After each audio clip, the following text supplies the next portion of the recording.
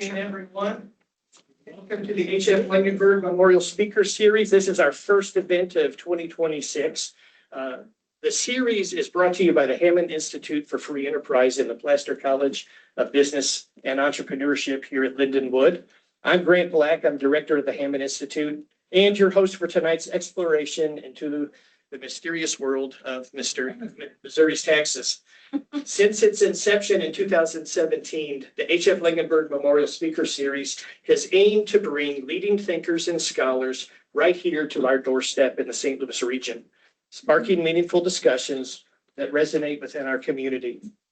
Thank you all for joining us tonight.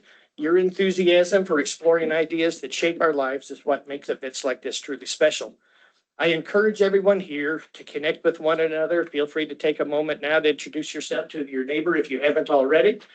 And before we bring our distinguished speaker, I want to recognize those whose generosity and ideals make events like this possible. Feel free to go ahead and chat. That's okay. I know you know one another. I want to recognize Harry and Nina Langenberg, the namesakes for the speaker series, and the Hammond family. That without their support, the Hammond Institute wouldn't exist. While they all couldn't be with us in person tonight, their support's been invaluable to the mission at Lindenwood University for many, many years. So please join me in thanking them for their continued support.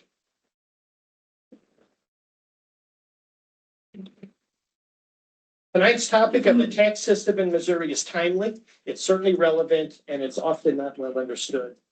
Missouri legislature has several current proposals underway, along with numerous others in communities around the state that could significantly change the tax landscape that we face.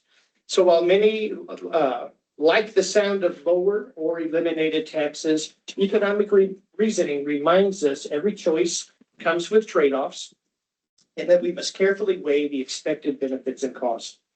This evening, we have the privilege of hearing from Manish Bhatt, whose insights on the dynamics of state taxes promises to shed light on the often mysterious and complex realm of government tax. After his initial remarks, we'll have Manish respond to questions that you all can pose from the audience. Manish Bhatt is just tell you a little bit about our speaker. He's the Vice President of State Tax Policy at the Tax Foundation, where he oversees its Center for State Tax Policy. The Tax Foundation, if you're unfamiliar with them, is the world's leading nonpartisan tax policy nonprofit organization, which for more than 80 years has worked to improve lives through tax policies that lead to greater economic growth and opportunity. Manish advises state lawmakers and stakeholders on the principles of sound tax policy. In 2024, for example, his recommendations were pivotal in securing Louisiana's broad tax reforms, and Montana appointed him to its property tax task force. He routinely speaks around the country about state and local tax policy, including testifying before state legislatures. His work's been cited in the Financial Times, Forbes, CNBC, Newsweek, USA Today, and many other media outlets. Prior to joining the Tax Foundation, he counseled clients on foreign currency transactions, international corporate taxation, transfer pricing, and tax accounting at a Big Four accounting firm. He's also advised startups and taught business law as an adjunct faculty member. He's a veteran of the U.S. Coast Guard, serving as an officer and a judge advocate. He holds an LLM in taxation from Georgetown University, a JD from St. Thomas University, and a BA from the George Washington University. So as you can see, he's well-versed to lead our discussion tonight. So please join me in giving a warm Lindenwood welcome to Manish Bhatt.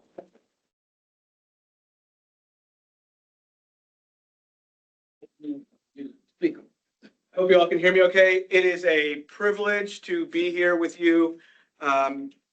This speaker series is, so distinguished, so well known around the country. The Hammond Institute, the university. I remember when I got the invitation to come, I called a friend who's on faculty at another university, and the first thing she said was, "Go!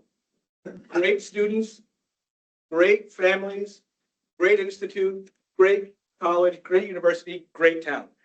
And so far, my experience has been great. I've had I spent the day here, walked around your beautiful historic downtown, went to the Lewis and Clark Museum, reviewed my notes, of course. But I am thrilled to be here. I'm privileged. Thank you. Look, I got to be honest. you are probably the only people who would come out to watch a tax thing at this time of day when I hear the weather's been up and down and hopefully spring has sprung. But here you are, so thank you. I hope it, look, I want to be clear upfront.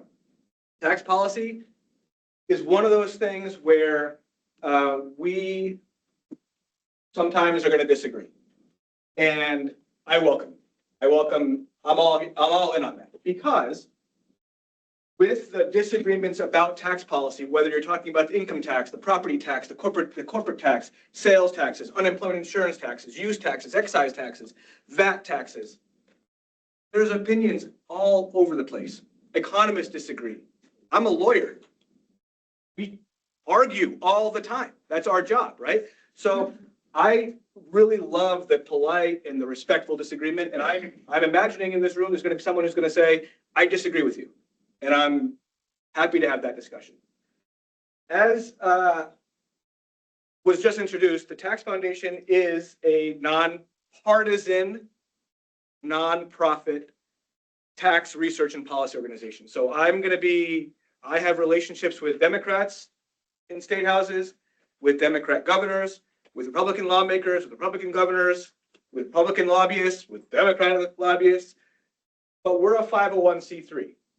We don't lobby. We are prohibited from lobbying. So all of that I'm going to talk to you about today is the policy end. I would never tell a lawmaker I am prohibited from, but I'm also principled in this.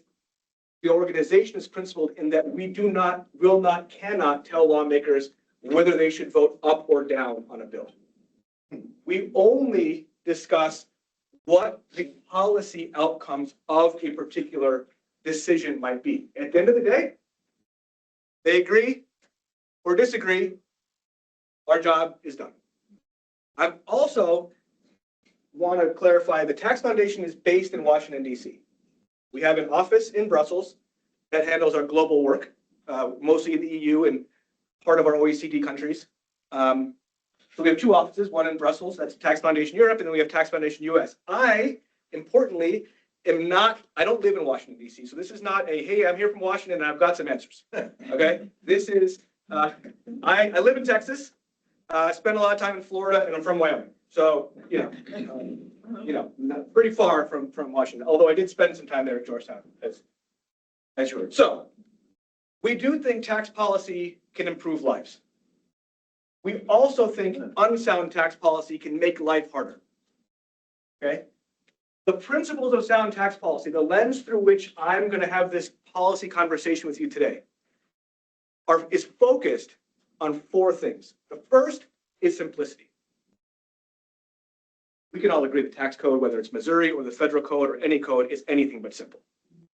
Anything but simple. I have a job because it's difficult, okay? Accountants have jobs. Economists that work on taxes have jobs because the code is so hard. We also think the code should be transparent. You, as a taxpayer, should know what you are paying and why. And we'll go through some examples, but there are taxes that I'm going to recommend that Missouri avoid in the future that other states have taken on that are not transparent, that get passed along, whether it's the legal incidents or the economic incidents, gets passed along to the consumer.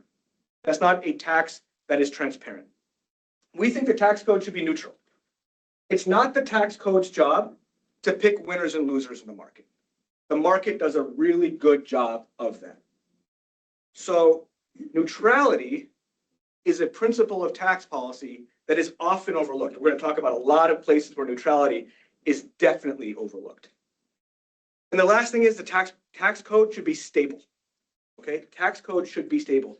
We shouldn't have large swings in tax changes year to year. You shouldn't see a bill that's really high one year to only have it go down in year two and then in year three spring back right to year one again. That's not stable.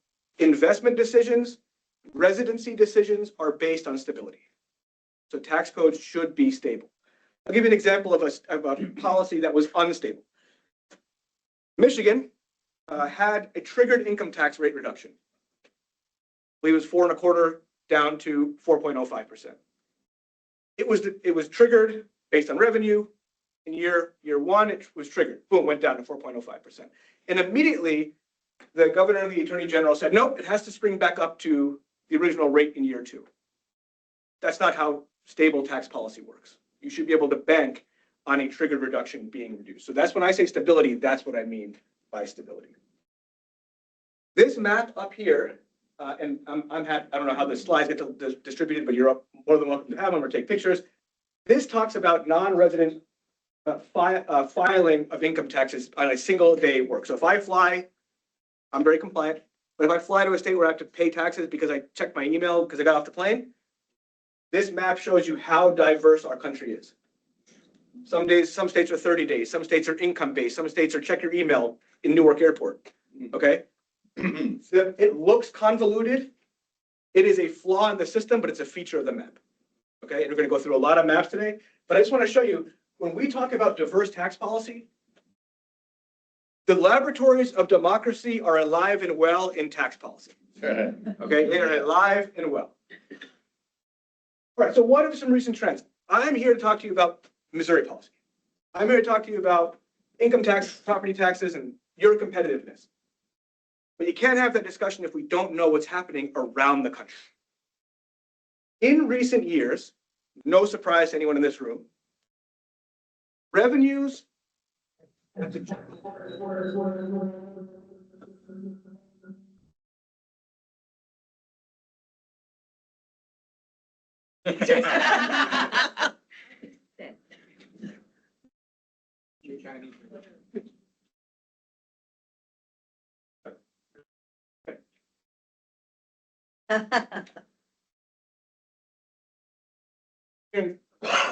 a loud buzz.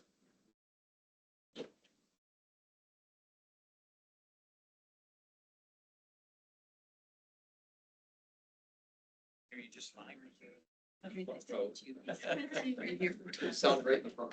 No, former military, I can. It was to my manager. She said that like a couple of different speakers come in. Okay. I think they're going to work on that, but can you all hear me okay? Yeah. Yes. Okay. So, She's so the general fund revenue across states was at sometimes historic highs. General fund revenues were surging during the pandemic. Part of that was because of federal transfers. There were some other sort of reasons why, but the main takeaway is states were flush with cash. Now, these revenues that were once surging across the country are flattening. And in some places, they're cratering, where there's a real fiscal cliff. When I was privileged enough to get a call from Dr. Black to come here and talk tax policy with you, we were in a very different geopolitical and geoeconomic time. There are some strong headwinds for general fund revenue right now, but not all of it is that.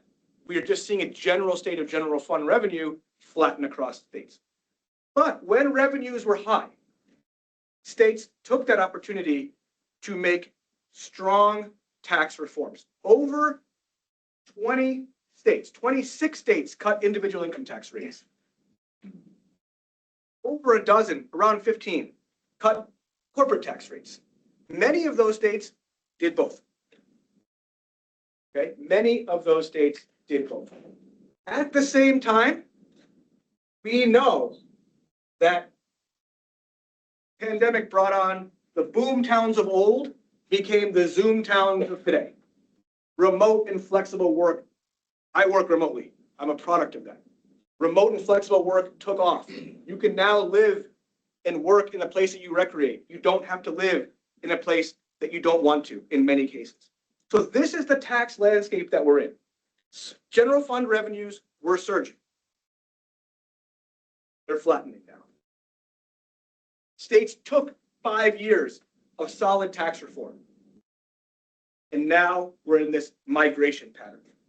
We know that migration happens at a broad scale. Everybody knows. You talked about migration with anybody, what do they say? Everyone's leaving where? New York and California. Where are they going? They're going to Texas, they're going to Florida, and they're going to South Carolina. There's of course other places that are going. Californians often go to Idaho, okay? But they're not in tax. Migration patterns are showing that people are leaving tax uncompetitiveness. They're leaving it behind and they're going to places where they're more tax efficient and that are more tax competitive. I am not suggesting that taxes are the only reason people move, but it is a definite part of the calculation. If you're going to move your family or your business, those investment decisions of time, treasure, are based at least in part on your fiscal health. Now, once those people are gone, I was asked a question by a news source last week. Once those folks are gone, do they come back? I don't know. My general thought is probably not, or at least it's really hard to bring them back unless something's changed. So that's the landscape we're in. We know people are leaving California and New York, but the census data tells us they are not leaving California and New York and they're going to Texas and Florida uniformly. I live in Texas. Not all of Texas is getting everyone who comes in. It's not an equal share going to West and South Texas. So tax policy needs to be reflective of the fact that major urban centers in Texas, for example, Dallas, Fort Worth, Houston, Austin, San Antonio, are net receivers of in-migration. The rest of Texas, which is a lot of Texas and a lot of Texans, are moving out of areas of Texas and into those urban areas, and people are flying over them entirely. In Texas and elsewhere, tax policy needs to make sure rural America is also safeguarded. All too often, that gets overlooked. Okay, all too often it gets overlooked. We know that the top counties in Texas, right, were those. 4 in the top 10 were in Texas. 4 in the top 10 out-migration counties, California. Unsurprising, right? Unsurprising.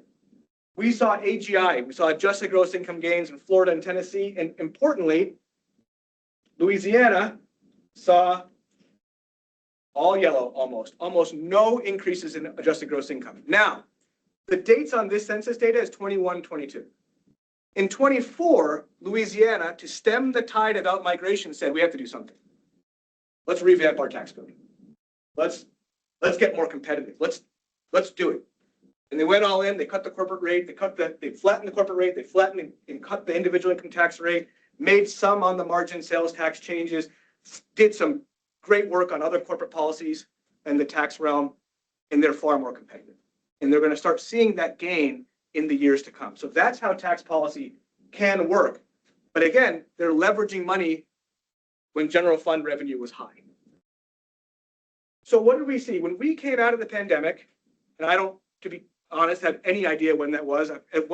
All we were talking about for a long time was pandemic. And then all of a sudden we just stopped talking about it. So I don't know when it happened. There wasn't like a period of transition for me where I was like, oh, we're kind of getting one day I was wearing a mask, one day I wasn't. That's all I know.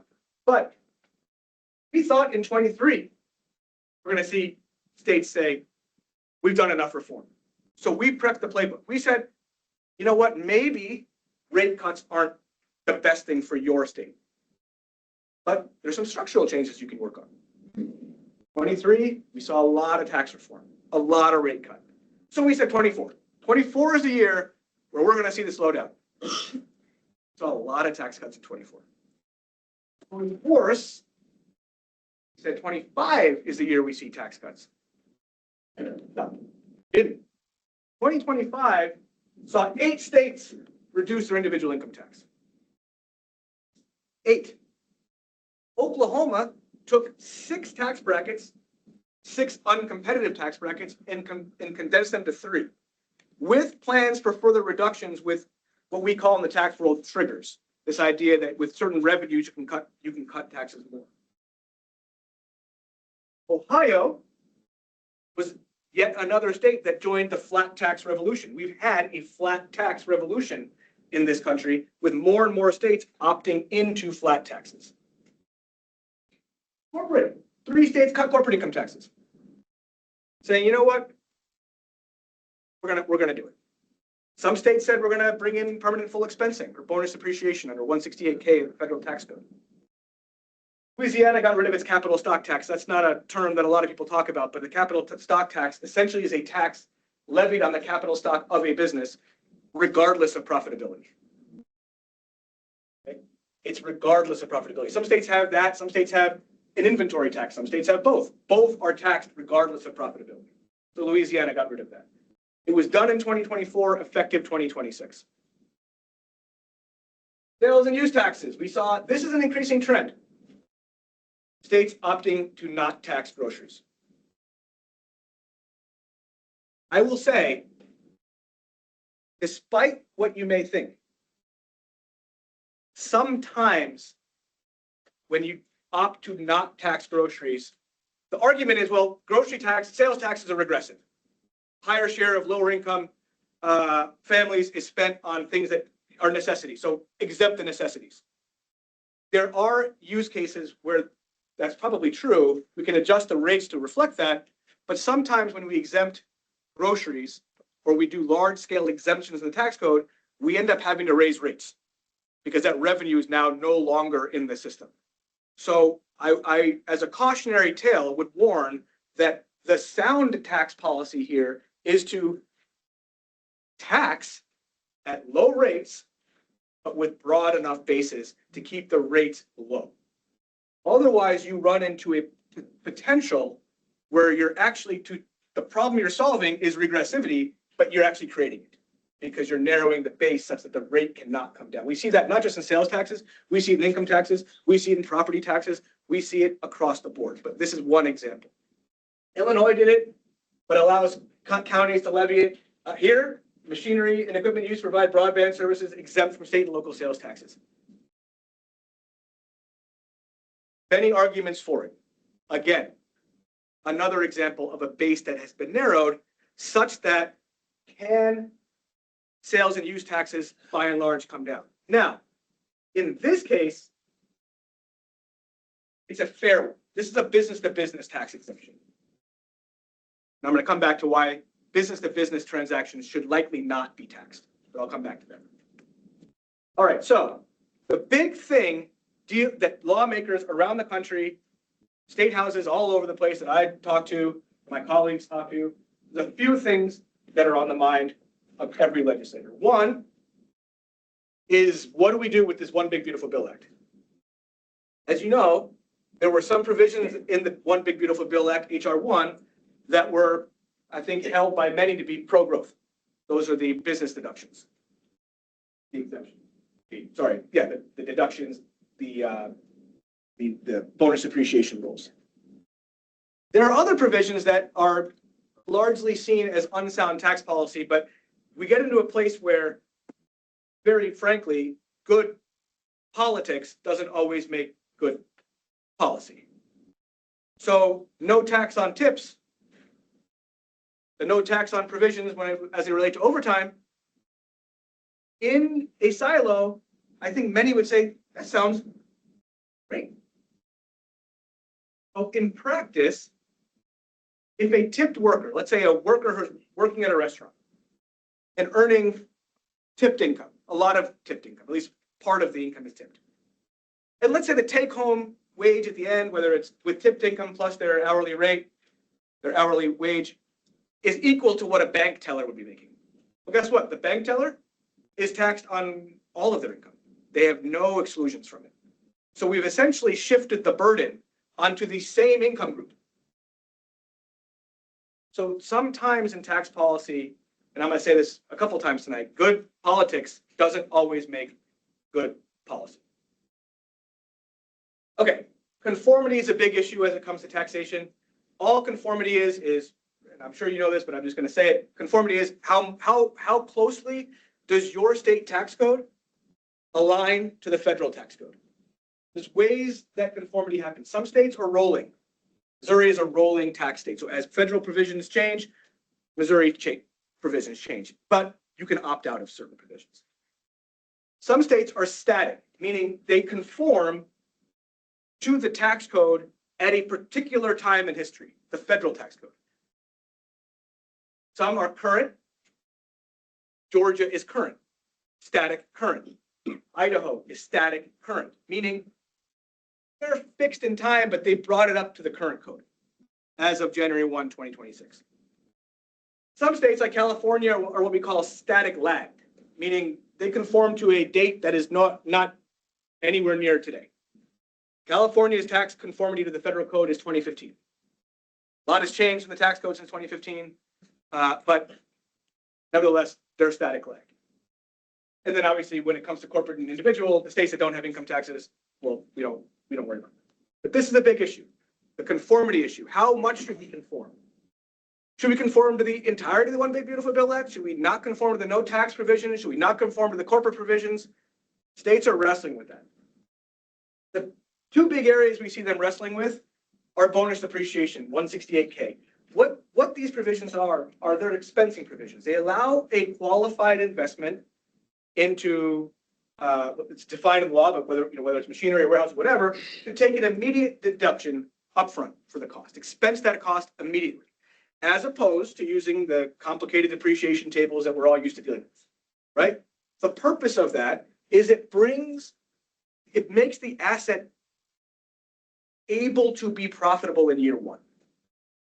It allows that asset to potentially become profitable in year one without being subject to inflationary pressures in the years ahead. Because it's very possible that an investment might never be made whole depending on how long the depreciation cycle is. So this provision came in along with another provision for R&D, what's actually called R&E, research and experimentation, but we commonly call it research and development, to say, look, there are certain investments that just should be immediately expensible so that you're not out a whole bunch of money and then trying to recover it over time. States, 170, this is really unique. 174 has been on the books since the 50s, the 1950s. Been on the books for a very long time, and it's been on the books of the majority of states since that time. No one questioned it. Nobody questioned it. Oh, R&E, of course we expense R&D. R&D is really important. It's important in innovation. We're going to expense it. We're going to allow that. And then the One Big Beautiful Bill Act made a couple changes, and all of a sudden they brought it up. And for the first time since a very long time, states are saying, oh, wait a second. We want that on the books anymore? That's kind of a cost center for us. Do we want that on the books? Our argument is yes, you want it on the books. It is a good, sound tax policy. It helps spur innovation and investment in your state. But states are saying, we don't know if we want that anymore. First time that they've been questioning it. And they're saying, along with 168K, the bonus depreciation, they're saying there's a cost. Well, there is a cost. If you allow immediate deduction, immediate expensing in year one, there is absolutely a cost. But the narrative in many states is that cost is permanent. And that's not true. It's a timing event. It's absolutely a cost in year one. Is it a cost in year 10? You've taken the revenue hit up front, as opposed to taking it over time. To give you an example of how this is not limited to a particular style of politics or policies, Idaho has decoupled from 168K for bonus depreciation. They said they don't want it. Historically, they've not had it on the books, and they don't want it now. They thought about it, they don't want it. And for 174, they've said, well, we're going to keep it on the books, but we're not going to allow the taxpayer to take both the federal expensing provision, take advantage of the federal expensing provisions and the state credit. But that seems like a happy medium. But if Idaho's considering it, think about what's happening in other states that are worried about revenue, because this is an absolute revenue hit, but it's one of timing. And we talked about the no tax on provisions. My colleague Abir wrote an article on this, and it kind of goes through some of the arguments that we talked about. Okay, so tax competition. At the Tax Foundation, we put out a report every year. It's called the State Tax Competitiveness Index. We look at the 5 major categories of taxation, and you're going to see that there's different percentages listed next to each one of them. And the reason is we don't rate each category the same. We look at those categories with the greatest degree of what we call variability, and we give those higher weights. So some states don't have income taxes. Some states don't have corporate income taxes. Wyoming has no individual or corporate income tax. South Dakota is the same. Montana has no sales tax, right? So we give higher precedence to those. Every state has a property tax in the books, every single one. Every state has unemployment insurance taxes. So we don't give those the same weight because there's no variability. There's variability in policy, but not and in structure, but not necessarily in the existence of the tax. How do you rank? Really well. Missouri's 12th. Very, very solid ranking. The top state's Wyoming. Now, I'm a proud Wyoming person. I love Wyoming. Wyoming's a huge state. Wyoming is a very big state with 576,000 people. So we're not apples to apples, right? It's like when I'm in Louisiana talking about tax policy and someone says, well, we want to compete with Texas. Look, Texas is a different beast, right? It's different. So I don't say, and Wyoming has no corporate or individual income tax. Guess what? That's mathematically really hard to be anything but one if you don't have that. South Dakota is right up there. 2, right? So how do you rank regionally? So this is how you are nationally. This is where we are. Very competitive, very competitive. And I will also say this, states 1 through 8 on our index all exempt a form of taxation. All exempt some form, whether sales tax or an income tax. States 9 through 16 tax all major categories of tax, levy every major category of tax. They do so generally with lower rates and broad bases. Again, adhering to that principle of sound tax policy. How do you look regionally? Of course, strong. Of course, strong. You're going to go and you're going to say, oh, your sales tax is the worst performing component. And it's still 25th. Tennessee, they just don't have an income tax. That's just a reality, right? If you look down here at Illinois, you're going to say, well, our individual income tax ranks 17th. Why is Illinois 13th? Well, they have a flat rate. That the structure is better. So when we look at competitiveness, we're not just looking at rates, but the structure. How is this tax code structured? But I think overall, you're in a very healthy position. The sales tax is constitutionally, as you know, the base can only be expanded so far. I believe at 2015 levels, if I'm not mistaken. So the sales tax is constitutionally constrained, which makes bringing the rates down difficult. You also have some other challenges with sales tax, which I'll come to. But let's talk about individual income tax elimination. Everyone knows, it's in the news, right? So if I've heard about it where I live, I mean, I get this is my job, but it's got to be on the minds of everybody. It's everywhere. I get a call every day about Missouri. I don't even cover Missouri for that. One of my colleagues does, but I get a call every day about Missouri. It's everywhere. Phase down subject general fund revenue. Your colleague that comes in. I'll get to that. Okay. So phase downs subject general fund revenue. Expanded sales tax obviously requires a constitutional amendment to sort of open that for the legislature to make changes to. That's the general. There's some specifics. The bill itself, I'm sure many of you have read, there's a lot to the bill. Let's look at the headwinds. This is a report I hope many of you saw, came out in late 2025, December, from the state auditor. It looked at it, I hope these were inflation adjusted numbers, but it looked from 2000 to 2020 and it said, what was our year-end average general fund revenue? And for about 20 years, it was a little more than 440 million on average. Okay. Remember when I said COVID surges in general fund revenue? Look what happened. 2021 to 2025. General fund revenues on average between 2021 and 2025 were what? They were over 4 billion. I mean, that's a dramatic change, right? That's a pretty dramatic change. Spending, though, also increased. Now, this is not me making it up. Let me be very clear. This is from your state auditor, not from me. Okay. So spending increased, and importantly, deficit spending increased.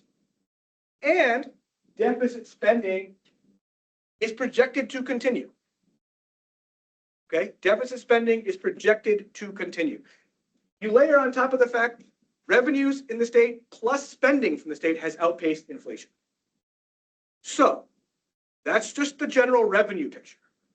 And I say that because I work for a very proud, very distinguished, very old organization that we work on collections. We work on how to efficiently and neutrally and transparently and simply and stably collect tax revenue.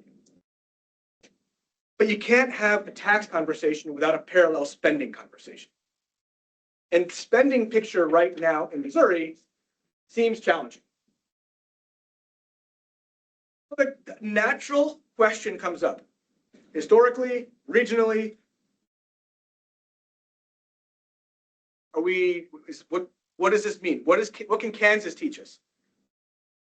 Sure, that's the worst thing to possibly say here. All right, so let me back up. What should we learn from the mistakes of Kansas? Is that better? And what we saw was Kansas had, as everyone here, some or maybe don't remember, but had a tax cut. The historic tax cut. The idea was to provide $900 million in tax cuts, but to do so with, importantly, spending reductions. The problem in Kansas was there was a number of problems, but there was at least the general fund was at such a place where politically and legally they could not stop the spending. There was some education funding that was court mandated. And there is a political winds of saying, how do you pick and choose different programs? So what the lawmakers, what many were arguing is, okay, now let's not do these tax cuts. We don't have a spending restraint right now. Let's wait. Went ahead. They cut the taxes. But they didn't cut the spending. And that's the problem. They cut the taxes. They didn't cut the spending. Why? This idea that, well, tax cut induced economic growth will make up the difference. We hear that a lot. Tax cut growth will make up the difference. Will make up the difference. And for the lawyers out there, will and may, I'm using will very, very intentionally. So yes, the Kansas question should be asked here. We have a revenue picture that is very different than it was for 20 years preceding where we are today. We have a spending picture, which looks like deficit spending is going to continue. So it seems, at least on paper, something to learn from, or at least something to take away and say, let's not do that, because no state wants to do that. But the other thing I want to leave you with is when I said 26 states cut income taxes, guess what? 26 states have done it and have done it successfully. So it can be done, but it's going to require some hard conversations. It's going to have some difficult conversations about spending. This is the opponent's argument. We don't do it because Kansas didn't do it. You can do it, but it's not a foregone conclusion. The proponent argument is tax cuts pay for themselves. I'm sorry to be the bearer of some economic news, but tax cuts in and of themselves don't just pay for themselves. There is data to suggest that they partially pay for themselves, but they rarely fully offset the cost. There's usually an associated reduction that needs to happen on the spendings. How much of the offset is there? What the literature tells us is depends on how high the rate that was cut began at, how much the tax cut was, and how responsive are taxpayers to that change. Okay, those are some initial factors on it. This is actually from our website, so just everything on here is from our website. Okay, so how are we going to pay for tax cuts in very well expanded sales taxes? There's some challenges with that. First, your combined statewide and average local sales taxes are really high. You're 12th highest in the country. Your average local rate, so not every local rate, but take a blended average of all of them, is almost as high as a statewide rate. Okay, almost as high as a statewide rate. So how are we going to play with the business? How are we going to play with the sales tax such that we can raise the revenue we need to offset the reductions in revenue? And here's where things get tricky. Right now, your base is constitutionally limited. So you can't do it without obviously amending the Constitution, which is what the current bill is trying to do, amend the Constitution. Then the question becomes, once the once the sales tax base, the number of items that can now be taxed, once they're brought into the fold of taxation, how far do you take it? And here's where I want to give some cautionary tales. Sales taxes, that should be taxes, not taxers, should not extend to business input. Business to business input. Remember we talked about the broadband thing? Well, anytime you're taxing a business for a business to business input, what a business buys from another business to make a product and then sell to an end consumer, if you put sales taxes on that, yes, the business may initially pay the sales tax, but guess what? They're going to pass that increased cost on to the taxpayer and the consumer at the end. We call that tax pyramiding. It's really unsound tax policy. And around the country, we're seeing an increase in digital taxes, digital ad taxes, data taxes. And they're really distortionary. They're really hard to track. I can get into it at a different time. But these are some types of taxes you don't want to bring into the base. So when you hear talk of expanding the sales tax, the question should be, how far? What still remains exempt? That's a critical question because we do know we have a revenue issue, positive for the last few years. We've had deficit spending that's now projected to continue. So we might have to make up that base. How broad do we make it? And if it remains unnecessarily narrow, how high does that rate have to be to make up the lost revenue, to cover that deficit spending? I'm going to cover this when we get to the property tax. I know we're running long-winded, but when we get to property taxes, I'm going to show you how high sales taxes might need to be to eliminate the property tax in some states that you can transfer to sales taxes here for cuts and potential elimination of the income tax. The other big headwind I want to mention, because it's a big headwind, is the One Big Beautiful Bill Act made some changes to Medicaid. We've been hearing about them all over the place. One of the things they changed was provider taxes, which was a way for states to share in the revenue format or the revenue formula of Medicaid that was then sort of redistributed back. They're projecting very high revenue impacts on states. How high? I can't really tell you. Why? Because the numbers are really hard to find. Some states don't publish their data, or so far not hidden but hard to find. So this is a headwind. And I would be irresponsible if I didn't say revenue has been high, your deficit spending is looking to be continued, and you have Medicaid challenges potentially. Okay, so that's the context we're dealing with. Now, Missouri has had some talk about eliminating the property tax. That's kind of died down a little bit. But guess what? Missouri is one of many states considering eliminating the property tax. No one likes the property tax. I'm here to bear the bad news and the good news. That the property tax is an efficient tax when structured well. When structured well. I used to talk about the property tax. The Lincoln Institute of Land Policy has a book out, and they call the property tax a good tax. And I mentioned that once in one of these talks. And you want to lose an audience really quickly, you say good and tax together. So I talk about it as efficient. When I say efficient, a well-structured property tax creates less distortions downstream when it's structured well. It's transparent. If you own property, you know how much you pay down to the cent. How much you pay in sales taxes here? I don't know, but I can tell you how much I pay in property taxes. It's neutral when structured well. You're generally paying for the benefits you receive when structured well.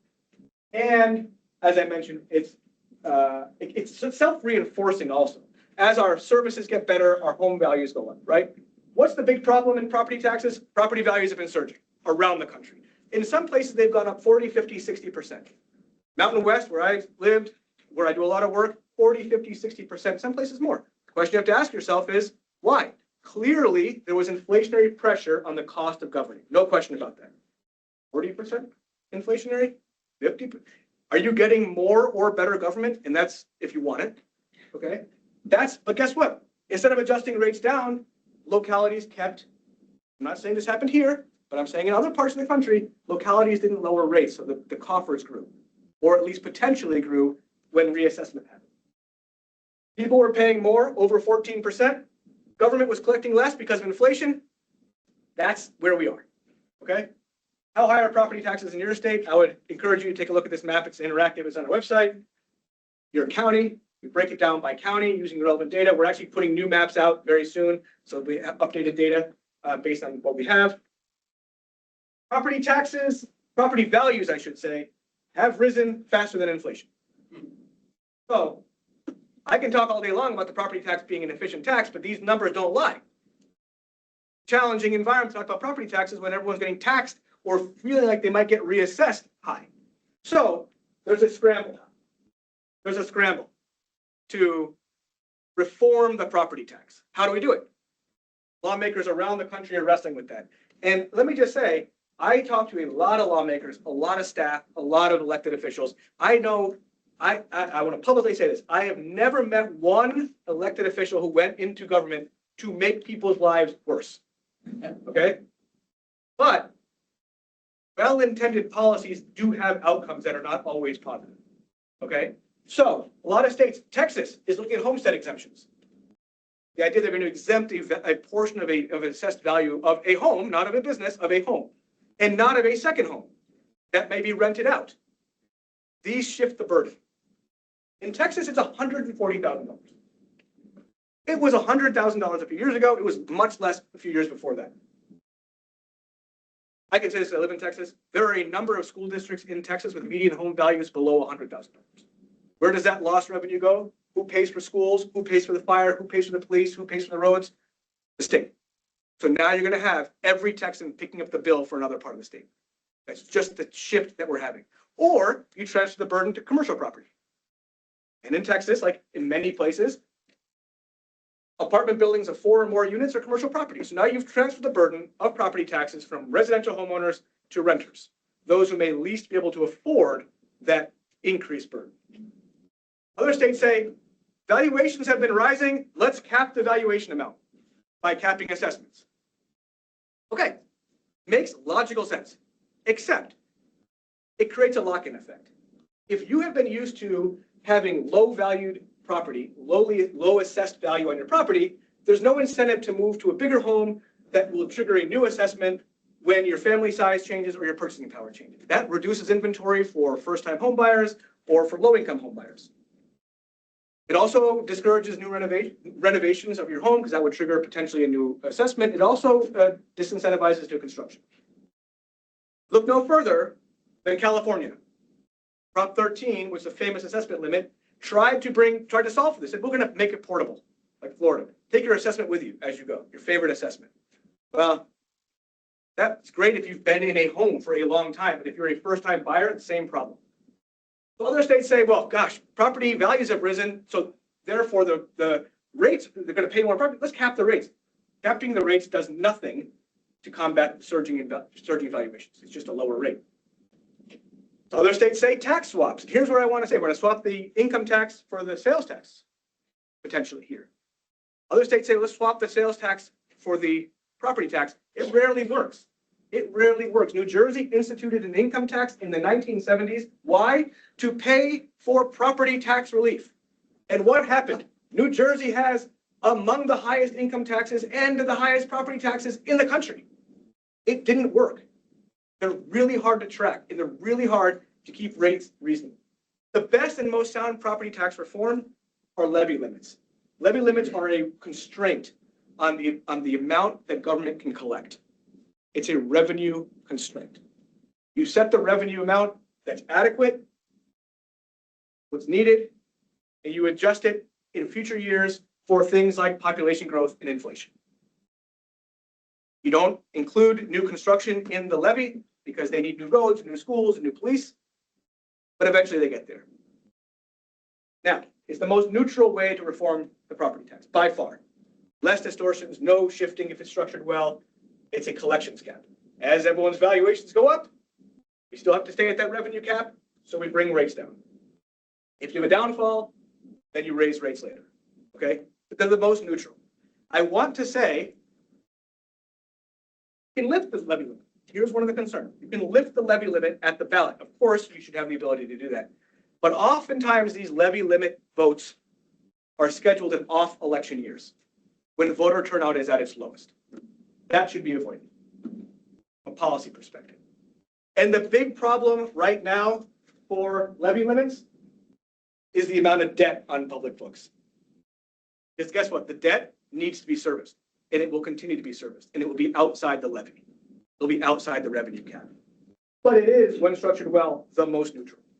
Truth in taxation laws just show, we'll get to questions at the end, get to the fact that we should, as taxpayers, know what we're paying, and if there's a change, we should be informed of that. It's especially true in the property tax area. Utah is the model of this. Utah also has a high level of voter participation. It might work here. I don't live here. It might be difficult to work in other places. Property tax elimination is growing. Efforts, not elimination. We have at least 13 states currently considering it or had some bills. Some are serious bills. Florida, Texas, some are not. Some are just, but we have to take them serious because of the damage that property tax elimination can do without a real plan in the local government. Severely underfund schools, severely underfund police and fire emergency services that we rely on each day. And the data tells us, at least anecdotally, people are moving to places like Texas that have high property taxes. Despite the property tax, people are moving there because of the income tax competitiveness, because of the general competitiveness. Idaho is the same way. So these are the states currently considering it. If one state does it, if it's Montana, if it's North Dakota, if it's Texas, there might be natural resource wealth there that can kind of carry the burden for a few years, but how long can you count on the spot rates of oil? As we're seeing in real time now, right? So it's a real issue. But what happens on the swap? This is a swap. If we swap the sales tax in Florida, swap the property tax, no more property tax, we're going to pay only sales tax. Remember, Florida doesn't have an option. Florida only has a sales tax left. No income tax, if they get rid of the property tax, left only with sales tax. Some counties do okay. The general argument is, well, we're a tourist-friendly state. Disney World, everyone goes see Mickey Mouse, cruise ships, right? The beaches, tax the tourists. I heard tax the Canadians, tax the snowbirds. I heard it all, right? Well, it works in places maybe like Orlando. It works on if you look at the map, Jefferson County, which is that county just here next to Tallahassee, on a major highway, they can get a statewide lower rate, but the statewide rate would have likely the statewide average, full rate plus the statewide local average would have to go to 15.3%. That's a lot of tax money. That's a high tax. Now, Jefferson County can get away with a lower rate, 9.8%, but Glades County, there's no one there, 32.5%. This is when I say, when we talk tax policy, we have to look at the state and its many components, not just the state. That's a big number. Some Ohio property tax elimination. The all-in income tax replacement rate. I mean, you would have to have an additional rate of over 8%, bringing the total rate to 12.59% on income taxes. That's nothing gets a better response from tax policy than to compare you to California. That's almost on par with California's top marginal rate on income above $1 million. But this would be on everybody. Oh, we look at property tax replacement subsidies. Okay, what if the state says we're going to take responsibility? We're going to cover the revenue shortfall. Well, that actually means low tax jurisdictions, those jurisdictions that have kept property taxes really low for a long time, depending on what rate the state decides to backfill, will be losers in this. They kept rates really low for a long time, and now they're going to be kept that way, and they're going to be subsidizing states that have parts of the counties in the state that have kept rates are unnecessarily high. It's a rural to urban transfer. Again, this is important. Tax swaps are really hard to get right. They can cause all kinds of distortions. They can cause rates that no one wants to pay. They can do real damage to local services when we're discussing the problem. We have a bunch of work that we've done on confronting the real property tax revolt that we're in. And I would highly encourage you or anyone else who's interested in property tax elimination to read them. But I think a lot of the lessons that we can learn and transfer from property tax swaps can apply to income tax swaps with some of the caveats that I missed. And that's my time. I hope that was helpful. We at least have 5 minutes. So if that was helpful, no one threw a tomato, so I appreciate that. But I'm happy to take questions.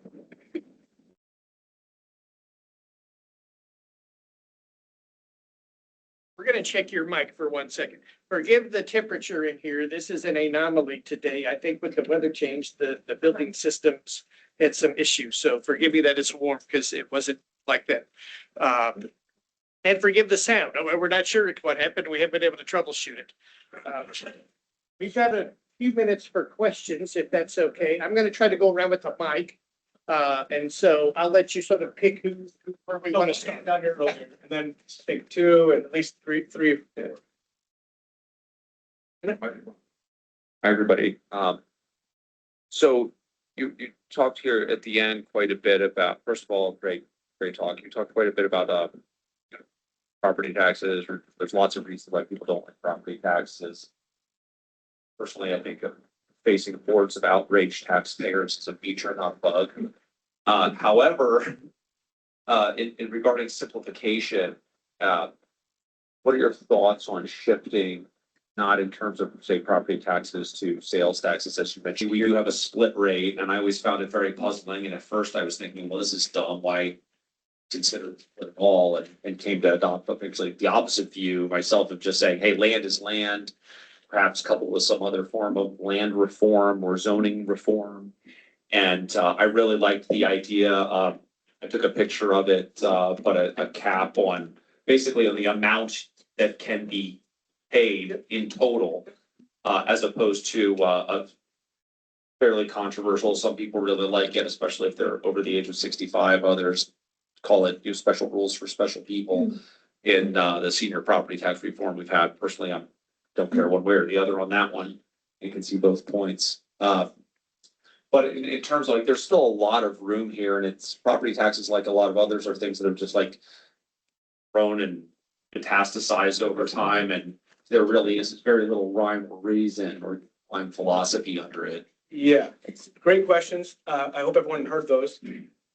So a couple things. One, land value taxes, depending on the jurisdiction, can be hard to actually calculate. It's, Like Cook County, you'd think Cook County, Illinois, you'd think can, generate it's tough, even. Yeah. Tough. We see a lot of land value propositions where there's blighted communities, where we have buildings that are falling down, or we're trying to revitalize part of the economic development concept. Split roll, generally, I'd say, is from a policy perspective, we try to avoid that. Yeah. Because it's taxing different properties based on use, when we could probably not shift the burden. It makes it politically easier to shift the burden onto certain types of properties, commercial, namely. The other thing I want to say is when it comes to property tax elimination, we're asking the wrong question. If I asked, leave you out of this. If I asked some people, do you want to pay a property tax? The answer is no. But if I ask, do you want to pay an income tax for the first time? Or do you want to pay 20% sales taxes? It's a very different question. And I would encourage that question to be the same question that's asked in the income tax cut and elimination effort. Not do you want to pay income taxes? The answer is, in a perfect world, you want to pay these exorbitantly high taxes. Now, the last thing I'd say is pairing levy limits with a truth in taxation law, or even narrowly tailored circuit breakers, like a senior exemption. They're narrowly tailored maybe to an income group. It's not overly distortionary. So. I have two questions. The first one is, what do you think about a static property tax based on the sale price of the house, so that the homeowner can budget what the heck they're gonna owe? And the second question is, I was hoping you were gonna speak about personal property tax. Yes. I left it out of the presentation because it's only had so much time. So personal property. Clarify the difference, please. Sure. So the first question was, how do I feel about static property taxes based on time of purchase? There are some inflationary values that I think make that challenging. Market values are helpful. We also deal in property tax with market value,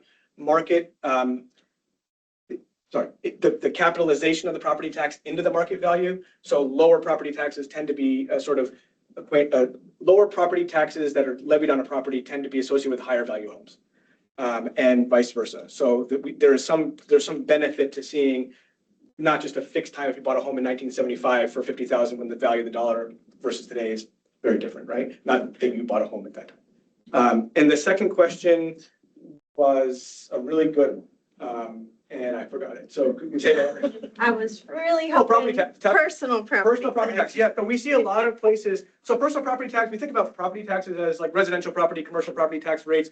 Then we tax other personal property. Some places tax cars, some places tax business personal property. The chairs, and it's really challenging. The best thing to do with TPP, tangible personal property, is if you can't get it off the books like a lot of states have done, do what Rhode Island did. They raised the de minimis exemption for TPP. And they raised the de minimis exemption to, it was something like 40,000, I want to say in Rhode Island, but don't hold me to that. Other states went way higher. Texas went 250. Okay, why? Small and mid-sized businesses spend an inordinate amount of time tracking tangible personal property. The compliance rates are really hard, right? And the overwhelming majority of the revenue, which is very minimal from TPP, comes from the biggest payers in the state. So making that de minimis exemption high enough to get 80–90% of the TPP payers off the books is the best way to do it, if you can't eliminate it altogether. Does that answer your question? I'm working my way around, so I know we had a couple over here, so I'm headed that way. While he's moving over there, I don't think I need the microphone. I got a quick question. We got past state senator Bill Eigel that's running for county executive here. And he's running on a plan to eliminate personal property tax, and then he's going to work on real estate taxes. My question to you is, do you offer consultation to these people that are politically inclined to help them with these? We are happy to talk to anybody who wants to talk about sound tax reform policy. So if it's someone who's, we don't endorse campaigns, we don't get paid to consult for campaigns, but if someone asks a question, we're always happy. Someone can take my card and pass it off to the senator, and I'm happy to talk to them. I'll give him your contact. Thank Please you. do. Thanks.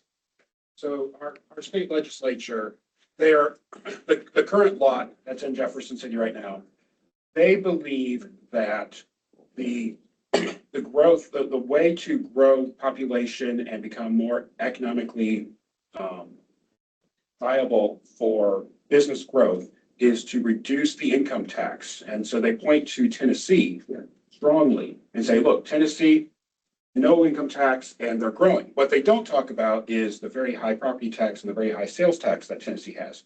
In your research, do you see just eliminating the income tax as being the panacea to draw in business and raise overall revenue for the state? In a world where revenue picture allows to reduce the burden on taxing productivity, that is potentially helpful for in-migration. Now, the last data set that I looked at, this state was not tremendously, I think you've mildly gained a little bit of AGI.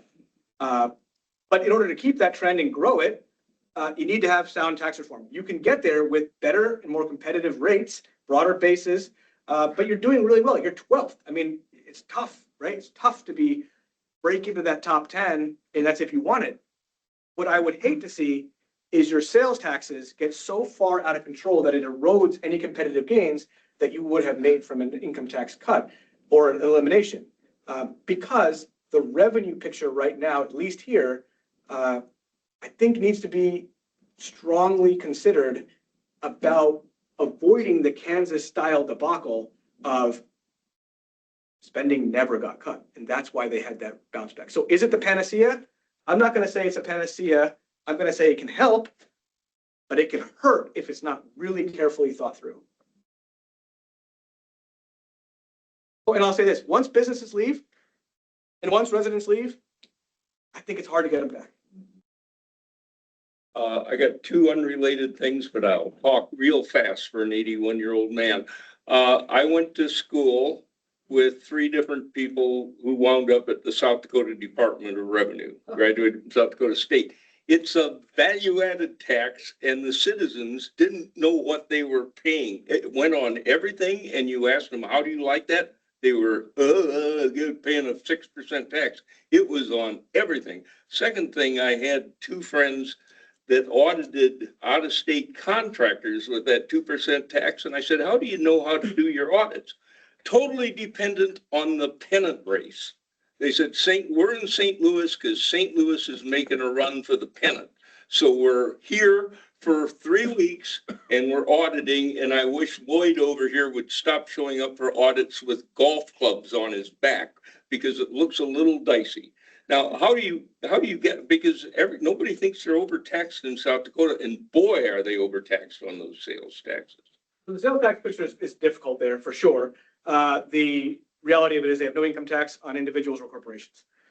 So there's some give in the system. That's the trade-off that they've made to use the word that was mentioned earlier. There's a lot of arguments for a broad-based consumption tax replacing a lot of taxes. I will say we saw this effort in Nebraska very recently, where Nebraska, there was a proposal called the EPIC proposal, the elimination of all property and income taxes to include the local inheritance tax and replace it with a broad-based consumption tax. The proponents of that said you could replace all revenue with a 7.5% rate. We did the math and it's over 22%. So, I mean, the numbers don't lie, right? Broad-based at what level? Yeah. Okay, one real quick one. I knew a guy who wrote all of this, the tax law for Missouri, 137073 back in the 80s, got in trouble, got a job with a savings and loan, committed a felony, went to prison, got out of prison, hired by a local college, not this one, started testifying before the legislature. All of the lobbyists knew who he was, and they're sitting around going like this. The legislature, after 7 years, had no idea who he was. And he said, I looked at what I wrote back in 1984. I don't understand any of it. They don't know what they're doing. They got in there and they botched the whole thing up. What happens when you have this, everybody likes to limit legislators. What happens when you got people that don't understand? Don't the lobbyists make all the calls at that point? We're a nonpartisan, I'm going to leave that one there, but I appreciate the question. Great answer. I had basically the exact same question as the gentleman in the red shirt, so you answered that part well for me. But my addition to that is, when you take a look at that income tax drop, let's say it's working out perfectly. What's the best way to maximize the difference between the effects on the rural environment and the urban environment? Well, I think that so first of all, when we're looking at reductions in income taxes or any taxes, but we're talking about income taxes, I know the bill has some triggers in it. They're revenue based. I believe they're pegged at 2025 revenues.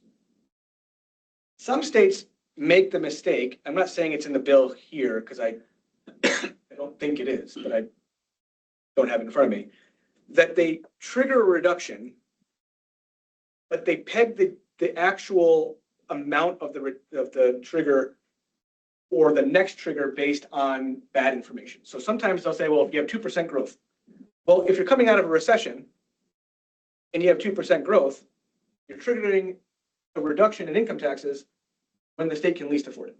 I don't think that's in this bill. That doesn't help everybody. It certainly doesn't help rural counties. That when I say rural counties, and the problem is if the sales tax is expanded and if it is used as the pay for, what happens to rural counties that don't have a retail or a real sales tax base? And that is a difficult problem to solve. But if anyone can do it, it's lawmakers and their staff and the revenue departments and the economists, and definitely not the lawyers like me. But I can say my biggest concern when I hear we're going to swap for a sales tax is what? I'm a small town person. Grew up in a small farming community. My parents are from East Africa. Okay, rural is my nature. Cities and I'm sure they're great, but I prefer the country. And I see a big problem with shifting the burden onto rural communities with some of these sales taxes. Big cities are gonna be fine if you shift. Rural communities won't. And this other thing to consider, in Nebraska, for example, they were looking at a broad-based consumption tax. My argument to the lawmakers there, my argument to the people who are proposing this thing, said, look, I understand it's well-intentioned. If you have a high consumption tax and a high sales tax, if you're lucky enough to live on the border of Wyoming or a different state, guess what? You're going to jump across the border and shop there. If you are privileged enough to live in the interior of the state, but not privileged enough to get to the border efficiently, you're stuck paying full freight. That's not neutral. Border bleed is real. And border bleed needs to be considered for sure. have two questions here. I think that'll, maybe we'll kind of wrap up. We have one there. Maybe we'll make you a final question. I'm sure you probably don't mind kind of hanging around a few minutes afterwards, if that's okay. So we'll try to keep questions brief and answers brief, and we'll try to get everybody out on a reasonable time. Thank you, first of all. As an elected official, and my friend Carrie, we're both elected officials who serve in particularly a rural community. So to hear a tax person try and describe elimination of property tax will have a bigger burden on rural communities than urban communities, that's a tough conversation to have right now. But my question for you is, during your presentation, we were talking about levy limits. Would you equate that to our Hancock Amendment that we currently have in place? Would you say those are similar? There's parallels for sure, Your Honor, and thank you for the question. I think there's some parallels. My understanding of the Hancock Amendment, and you can correct me if I'm not from here or spend too much time with it, is that it could be stronger. And I am not here to say what local communities should collect. That's for local communities to decide.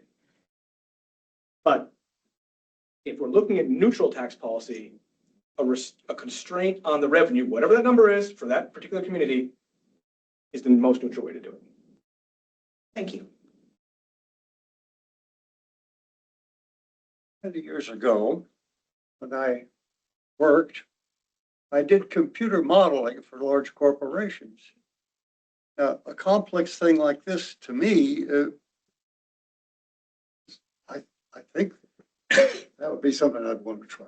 But, so has that been done? Yeah, so good question. So when we look at, there's different kinds of scoring, and economists will, I mean, Dr. Black probably punched me afterwards for even mentioning this, but in the economic world, in the tax world in particular, when you look at scoring, there's different kinds of scoring. You can statically score, where you're kind of looking at a policy and how it's going to impact, but you're looking at current things, or dynamic scoring, which brings in population change, brings in income change, brings in inflation, all those things. The index that I mentioned, the Tax Foundation has, is not a model. It is a competitiveness snapshot. Competitiveness can change from day to day, year to year, depending on what the legislature passes. If you want modeling, our federal group has a model called the Taxes and Growth Model, TAG. And it is a very good model. We modeled everything from the One Big Beautiful Bill Act, or we've had a tariff tracker. It's really good. That's not where we see it might be great at the state level, actually would be for sure. But that's not what we're not going to lawmakers with that kind of model yet. We're going to them with a competitiveness snapshot. And a lot of times, it's for especially for everyone here who knows this, and the elected officials will know this, the number of bills lawmakers deal with in session is unbelievably high. I mean, I don't know how they do it, frankly. I go and I speak about property taxes or taxes to lawmakers up in South Dakota. They were committees all over the place. There's so many bills in such a short amount of time that sometimes the details, while important, there's just not enough hours in the day. And so when we go there and say, look, you rank 12th or you rank 50th, that's enough information for them to say, where can we make some changes? So good point, and maybe we'll get there, but we haven't needed that yet, but I'm not saying we won't get there. The senior tax cap for St. Charles County, the real estate tax, actually, that will be extended, to every homeowner if Prop RT passes, if we vote yes on that, on April 7th, Prop RT. But also, I was curious, did you hear that, this is what I heard, that someone or whatever is telling collector of revenues in our counties in Missouri to actually adhere to something like an AI real estate valuation, like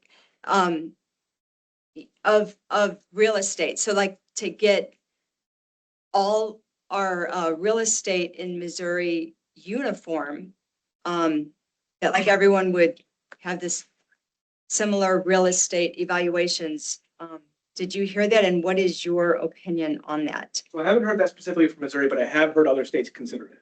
And I haven't heard enough about what the input into the AI model would be in order to ensure uniformity. I don't know what the collection data was.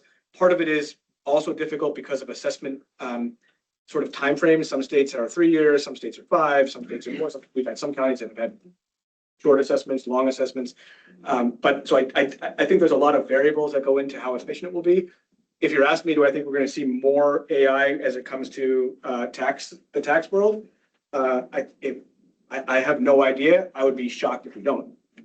And outside of that, we haven't had enough exposure to these proposals to know how efficient they are. I know that there's a lot of concern with the assessment process. I'm not saying here, but I'm saying in the states that I work in a lot, you know, we've had a system in place for a long time. In some places it works really, really well. In other places, there's certain room for growth. In AI, fill the gap. I haven't dug into that, but interestingly, I will say it's on my research agenda. I mean, because like I'm thinking some people can't afford it. Like if like low income places, there's, populations that are more low income than other places. And if they have the same real estate value, I don't know how they can own a house. Yeah, I think you raised a really good point. And I don't know.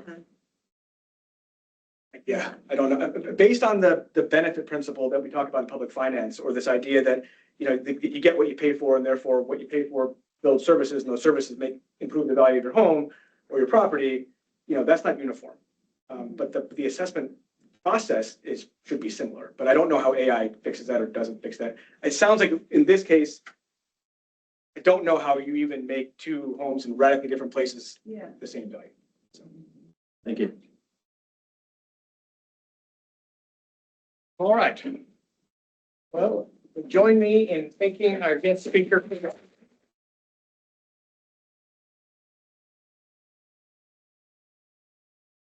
Appreciate you sticking with us a little extra time. If anybody has a few short comments, feel free to just hang out for a few minutes here. If anybody has nothing to do tomorrow, or early afternoon, late morning, we're having an event tomorrow. Each semester we hold a business ethics panel. There would have been a slide up for there. We're co-hosting that with the St. Charles Rotary Club. That will be in this same room tomorrow. With a full buffet lunch. This is all free and it's open to the public. There's lots of people from the community here and lots of students here. That starts at 11 o'clock. So we would love to see any of you tomorrow to come back if you'd like. Hopefully we'll have the temperature under control. Well, please look for other events like this through the Hammond Institute. Stay informed with our newsletter that comes out. And so we look forward to seeing you at future events and being a part of all that we do. Thanks so much for coming out tonight. Good night, everybody. Have a safe travel out.